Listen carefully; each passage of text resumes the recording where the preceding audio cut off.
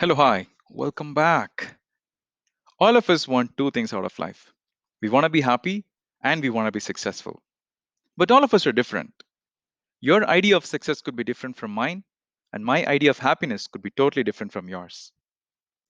But there is one common factor that we all need to learn in order to be successful and be happy, and that is handling people, dealing with people. Let's talk about that in detail. In this video, we are going to review the book, The Art of Dealing with People, written by Les Giblin. Book is written in 1960. Yes, more than 60 years old, but the message is so profound. We are living in a world which is far more better than 1960. The technology that we see today is better than 1960. But the core human emotions, the feelings and behavior of human is still the same. And it's going to be the same even after 60, 70 years. So it's a yes. If you ask me if you want to read this book after 60 years, I would say yes. And the author, Les Giblin, he's from the US. He is called as the pioneer for self help development. He has written a lot of books about handling people, handling confidence, how to be confident, a couple of the books. This is his major work, and I like this book. Right. There are three main concepts that I wanted to share through this video. And before that, I want to give you a review about how successful people are determined in terms of dealing with people. Author says that 85% of people in the world are happiness or successful. They are always determined by how they handle people.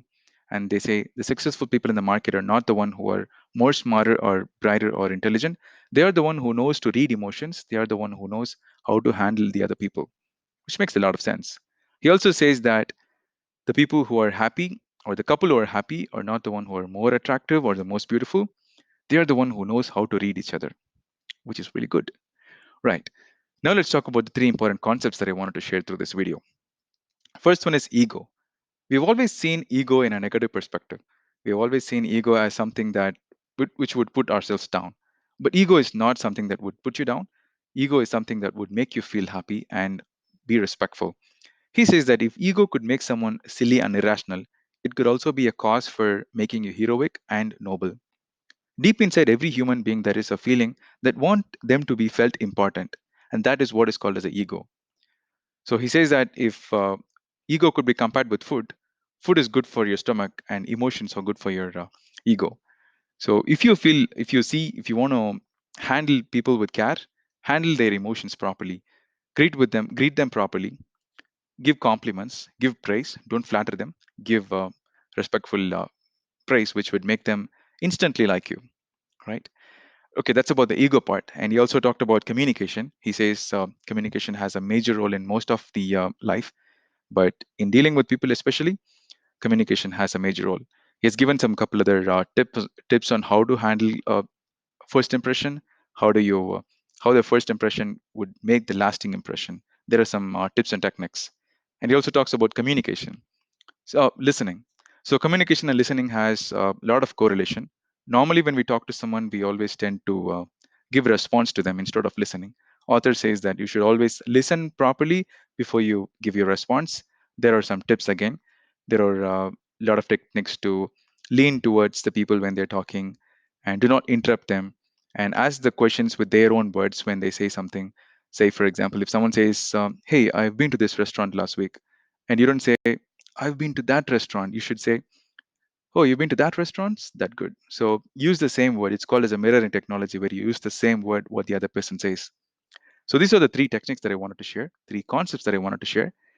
And there is one important chapter where he talks about magnetic person. He says a magnetic person is a person who attracts a lot of people, who has this magnetic charisma. And there are four main ingredients which requires for you to be magnetic person. That is posture, how you have a positive posture, broad shoulder, don't slouch, and keep your head always up. And handshake, give a confident, firm handshake. It defines your confidence.